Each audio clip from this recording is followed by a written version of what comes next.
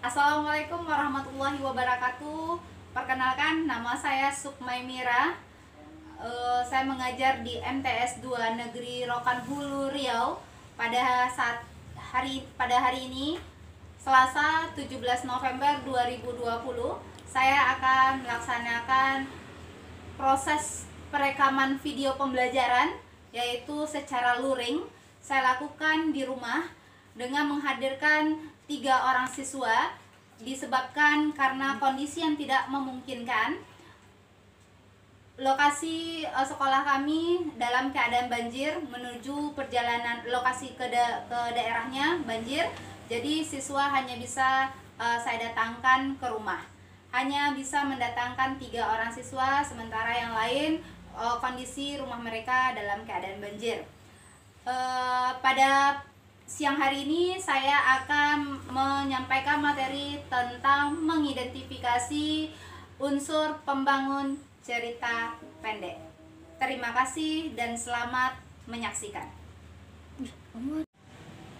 Assalamualaikum warahmatullahi wabarakatuh. Waalaikumsalam warahmatullahi wabarakatuh. Selamat pagi Anda semua. Pagi Mi. Bagaimana kabarnya hari ini? Alhamdulillah sehat. Sehat, alhamdulillah. Sekarang hari apa sekarang ini? Selasa. Ya, Selasa tanggal 17 November 2020. Nah, sekarang waktu menunjukkan jam 11 lewat 20 menit. Kita akan melaksanakan pembelajaran bahasa Indonesia. Nah, sesuai janji kita, kita akan melanjutkan materi pembelajaran kita. Nah, tadi bagaimana? Ada datang ke sekolah? Ada sampai enggak sampai gerbang tadi? Bagaimana kondisinya? Banjir. Iya, banjir. Ya, karena banjir maka Umi alihkan pembelajaran kita di rumah saja. Nah, meskipun yang datang hanya bertiga, alhamdulillah, dan masih dalam suasana COVID, Nanda masih menyempatkan hadir ke rumah Umi untuk belajar, untuk menambah ilmu pengetahuannya. Nah, baik Nanda, yang hadir ada Kavi, ada Fatir, ada Sylvia. Nah, terima kasih.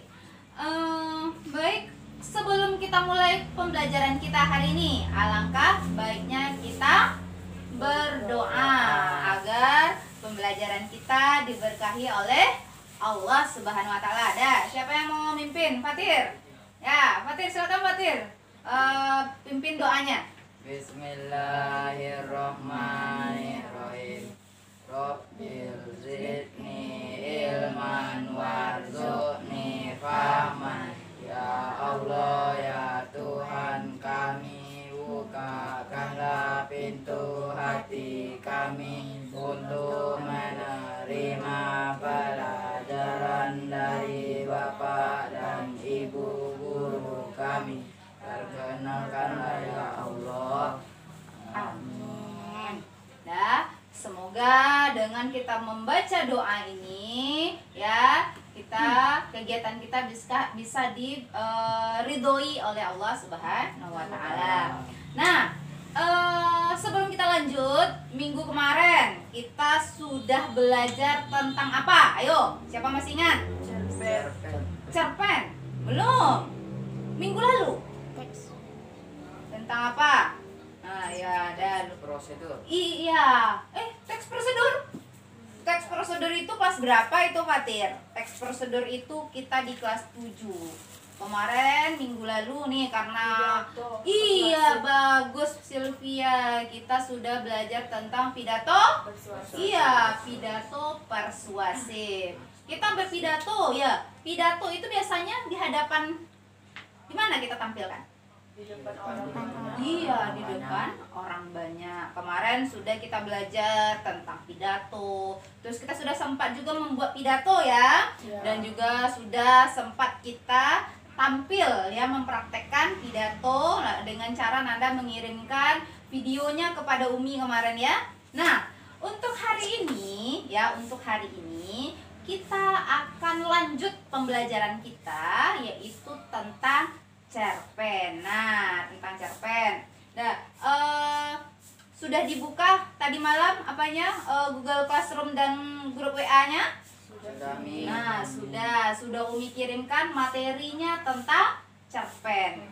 Nah, untuk lebih paham lagi, Umi akan tampilkan ya slide tentang cerpen di PowerPoint ya. Sebentar, kita hidupkan dulu apanya, yang fokusnya.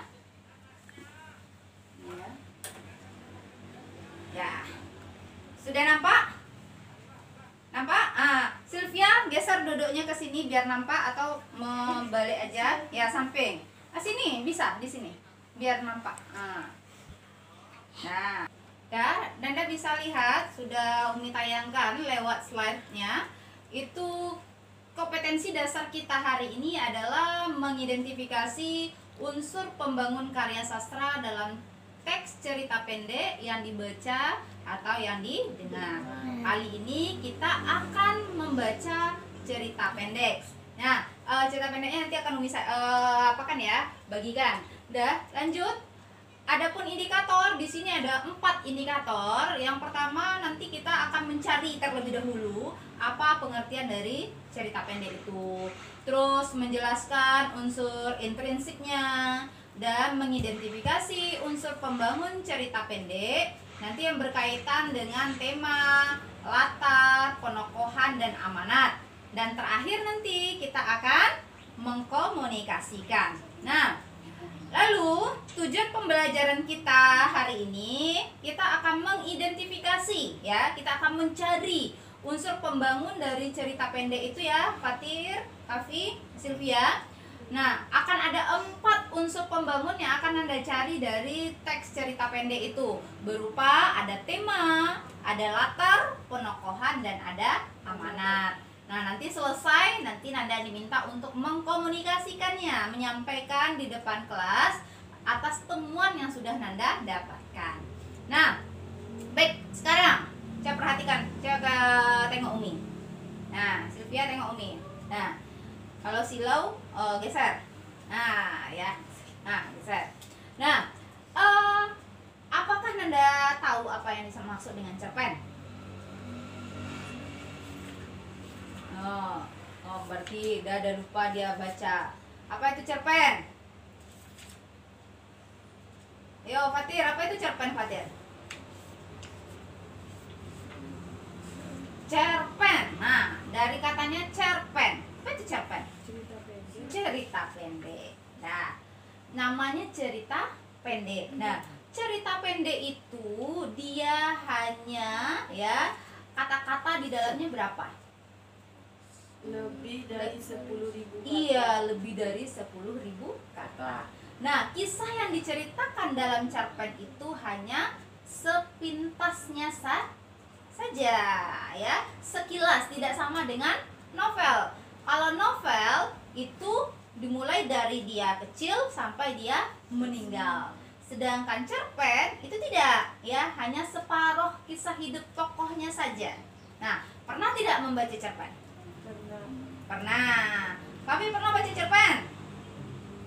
Belum. Nah, apa judul cerpen yang kalian ketahui? Apa yang sudah dibaca aja judul cerpennya? Tukang game dan orang pemuda main game dan orang tua tidur. Oh, pemuda yang suka main game. Nah, terus apa lagi? Apa cerita pendek yang pernah Sylvia baca? Apa judulnya? Judul cerita pendek?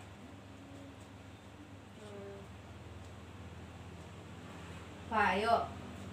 Lupa. Nah, ya, berarti sudah lama tidak membaca, ya. Nanti akan Umi sajikan sebuah cerita pendek. Nah, baik. Nah, di sini ada kegiatan intinya. Ada gambar. Ada gambar, tengoklah. Oke, karena jalan. Nah, di sini, nah lihat, Sylvia balik aja badannya. Nah, kalau silau. Nah, Nampak di situ. Coba baca Sylvia. Cerpen adalah Kisah yang diceritakan dengan pendek atau singkat dan tidak lebih dari 10.000 kata. tidak lebih dari 10.000 kata. Jadi ceritanya cerita pendek. Nah, apa tujuan kita belajar cerpen? Apa Kavi? Coba baca. Untuk menghibur dan mendidik. Ya, untuk menghibur dan mendidik. Nah, jadi dalam cerita pendek nanti akan ada berupa hiburan dan ada nilai-nilai yang akan kita ambil yang bersifat mendidik kita. Nah, sekarang kita lihat ada ciri umum dari teks cerpen. Yang pertama sudah dibacakan oleh Sylvia, itu ceritanya singkat, maksimal hanya 10.000 kata. Yang kedua apa, Fatir? Bersifat fiktif. Iya, bersifat fiktif. Apa itu fiktif? Kita yang Umi, apa itu fiktif? Apa itu fiktif? Fiktif. Aktif, Beda, aktif. Fiktif. Bersifat apa fiktif itu? Ceritanya bersifat fiktif. moral, Bukan. Fatir, fiktif. Ayo, fiktif. Apa fiktif? Masuk akal? Fiktif itu masuk akal apa tidak? Masuk akal. Fiktif itu tidak masuk akal ya. Bersifat hayalan. Nah, itu yang bersifat fiktif. Terus hanya mempunyai satu alur cerita. Nah, jadi cerpen itu hanya punya satu alur. Nah, mungkin alurnya hanya alur maju, ya, atau hanya alur mundur, atau hanya menggunakan alur maju dan alur mundur. Terus yang keempat, apa lagi Fatir? Cerita tentang kehidupan sehari-hari. Iya, dia menceritakan, lihat lagi sini, dia menceritakan tentang kehidupan kita sehari-hari. Ya, contohnya mungkin siswa yang pemalas, ya. Terus apa lagi? siswa rajin belajar, Siswa yang rajin. Terus apa lagi? Mungkin Siswa yang berprestasi. siswa yang berprestasi, dan lain sebagainya. Nah, ini dia unsur-unsur intrinsik dalam suatu cerpen. Ada tema, ada tokoh dan penokohan, ya.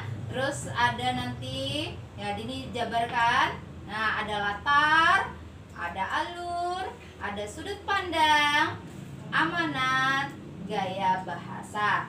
Nah, baik, Umi akan menayangkan, ya. Umi akan menayangkan sebuah video pembelajaran berkaitan dengan unsur cerpen. Ya, kita lihat dulu ya.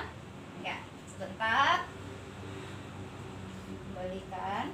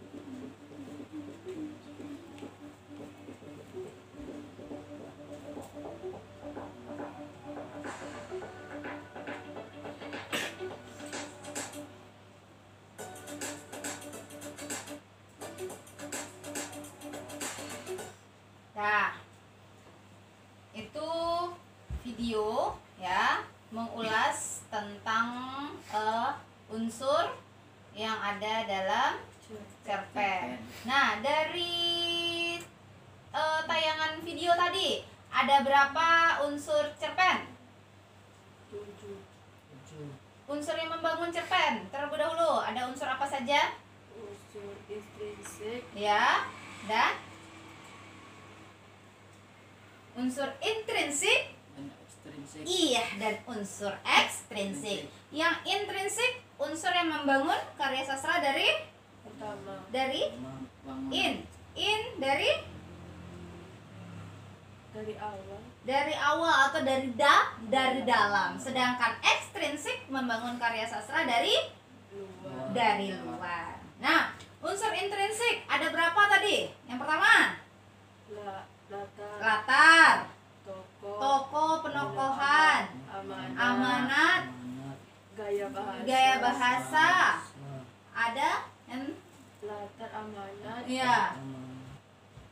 Apa lagi? Sudut pandang dan tema, dan tema. Dah, baik.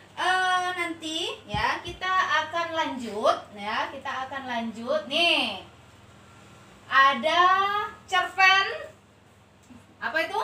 Si tukang mimpi dan si tukang main game. Nah, Anda diminta untuk mengamati, membaca dan memahami unsur-unsur yang ada dalam teks cerita pendek ini. Nah, sambil membaca, Nanda akan mengamati lalu mencari. Nah, ini Umi bagikan, ini formatnya, ya. Ini format, ya. Ada format, ya. Agar tidak payah nanti. Nah, di sini juga ada teksnya. Kalau payah menengok, ya. Nah, di situ ada, ya, perhatikan formatnya terlebih dahulu. Nah, formatnya di situ, isilah format berikut berdasarkan pengamatan dan hasil membaca cerita pendek yang telah Nanda lakukan. Nah, di situ ada, kita akan mencari tema, kita akan mencari latar, penokohan dan amanat. Nah, lalu nanti Nanda minta untuk mengutip. Sampai di situ ada pertanyaan terlebih dahulu. tidak, Fatir paham? Papi paham? Sylvia? Ya, kalau paham, dah kita akan mencoba membaca teks cerita pendek berikut.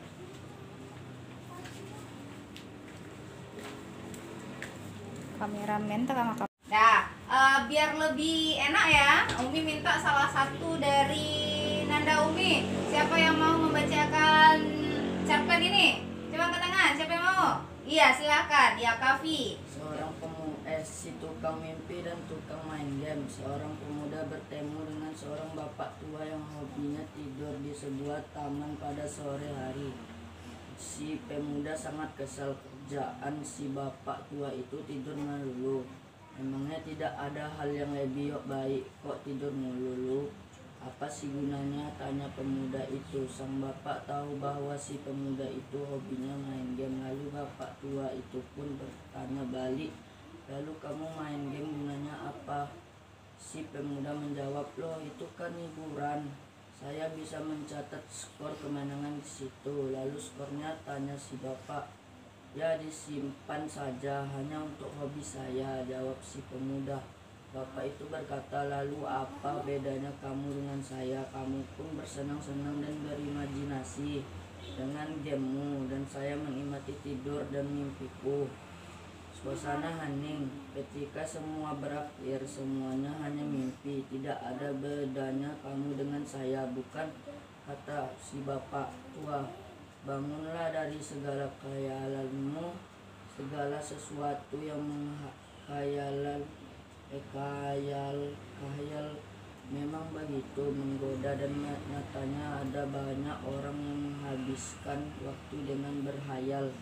Ayo bangun.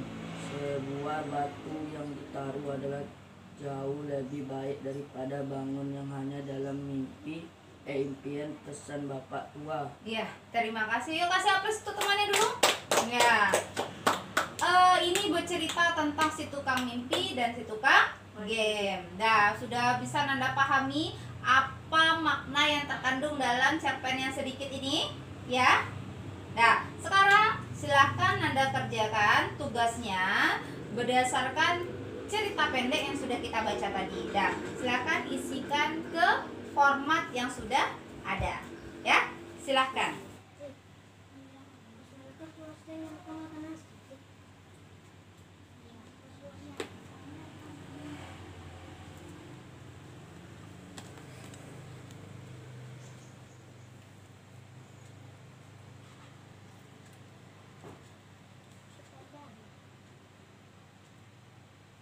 Bagaimana Sylvia? Ada yang ditanyakan? Ini mengikuti kutipan nih gimana nih? Maksud dari kutipan. Nah, di sini apa yang mintanya? Kutipan dari ini nih. Nah, nih, Sylvia ngerjakan latar, ya kan? Latarnya di mana? Latar ada berapa tadi? 3 Ada 3. Yang pertama, tempat. waktu, suasana. Nah, jadi tempatnya di mana? Ya, taman. Cari di sini. Ada yang menyatakan taman enggak? Ada di yang mana? sebuah taman. Ditulis. Berarti ini tuh kutipannya. Ya? Paham? Fatir, ada yang ditanyakan Fatir? Bagaimana? Ada? Paham? Yang dimaksud dengan penokohan paham? Enggak. Nah, penokohan ini cari tokohnya, lalu cari wataknya, ya, karakternya bagaimana, ya, Fatir ya? Ya, lalu nanti cari lagi kutipannya berdasarkan perwatakan dari tokoh tersebut, ya? Ya, semangat. Dah, Kavi, ada yang ditanyakan Kavi? Dah, tadi di mana waktunya? Waktunya kapan Kavi? Waktunya sore hari tadi kan ya Kavi ya? Nah, tuliskan waktunya, lalu nanti cari kutipannya. Oke Kavi? Paham? Ya, ya, bagus.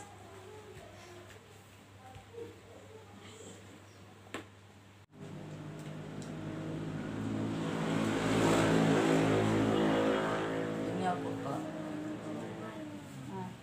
Nih. Apanya mana? Coba ceritanya. Nih. Waktunya dia. Ya. Nih di sini kan. Di sebuah taman pada sore hari. Untuk suasana ini. Aja. Itu kutipan untuk latar. Dah, udah selesai tugasnya?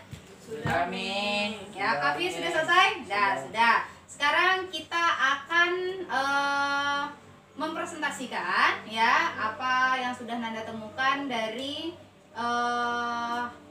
hal yang sudah Nanda amati tadi ya, yaitu berhubungan tentang unsur intrinsik cerpen. Dah, sekarang Umi mau minta Fatir dulu nanti membacakan hasil temuannya. Tolong Kavi dan Sylvia simak dan tandai mana yang berbeda pendapatnya dengan temannya. Ya, bisa? Ya, silakan Fatir. Silakan berdiri Fatir. Biar nampak ya Fatir ya. Keraskan, lantangkan suaranya Fatir. 1. Tema uraian. Jangan mengoreksi kesalahan orang lain. Kutipan. Memangnya tidak ada yang lebih baik kok tidur melulu. Apa sih gunanya? 2. Latar atau settingan. Tempat taman. Waktu sore hari. Suasana hening.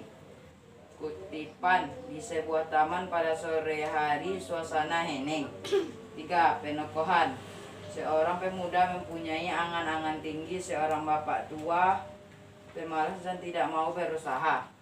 Kutipan, si pemuda itu hobinya main game dan bapak tua yang hobinya tidur. 4. Amanat. Uraian. Jangan membuang-buang waktu karena waktu adalah uang dan hari kemarin tidak bisa diulang kembali. Kutipan, ayo bangun.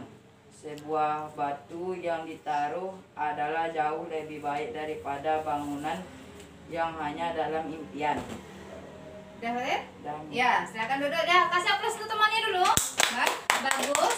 Ya, sudah didengar tadi ya Kavi ya, Sylvia temannya Fatir membacakan temuannya. Sekarang Umi minta Sylvia lagi membacakan temuannya. Jenis tema uraian si pemalas. Kutipan, seorang pemuda bertemu dengan seorang bapak tua yang hobinya tidur. 2. Latar atau setting, tempat, taman, waktu, sore hari, suasana hening. Kutipan, di sebuah taman pada sore hari, suasana hening. Penokohan, uraian, seorang bapak tua yang suka tidur, seorang pemuda yang suka main game. Kutipan, seorang bapak tua yang hobinya tidur dan si pemuda yang hobinya main game. Amanat, sebaiknya kita jangan menghayal terlalu tinggi. Kutipan, segala sesuatu yang menghayal-hayal memang begitu menggoda dan nyatanya ada banyak orang yang menghabiskan waktunya dengan menghayal. Ya, baik, terima kasih. Ya, kasih aplaus untuk temannya terlebih dahulu. Nah, dari yang dibacakan oleh temannya tadi, Fatir dan Sylvia dan Kavi, apa yang berbeda di situ?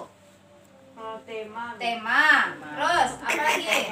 Penokohan, terus amanat. Nah, jadi ada tema.